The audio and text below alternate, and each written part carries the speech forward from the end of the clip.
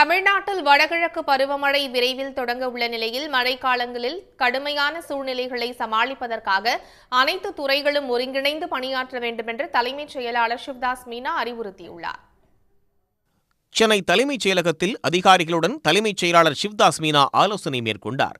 இதில் துறை செயலாளர்கள், மாநகராட்சி அதிகாரிகள், காவல்துறை அதிகாரிகள் மற்றும் அரசின் முக்கிய துறையின் அதிகாரிகள் பங்கேற்றனர். வடகிழக்கு பருவமழை அக்டோபர், நவம்பர் மாதங்களில் தொடங்கும் என்று எதிர்பார்க்கப்படுகிறது.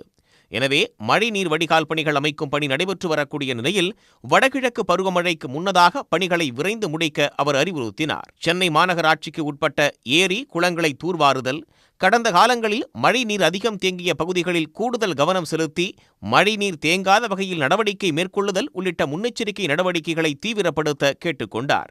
அதேபோல் மழைக்காலங்களில் கடுமையான சூழ்நிலைகளை சமாளிப்பதற்காக அனைத்து துறைகளும் ஒருங்கிணைந்து பணியாற்ற வேண்டும் என்றும் சிவ்தாஸ் மீனா அறிவுறுத்தினார்.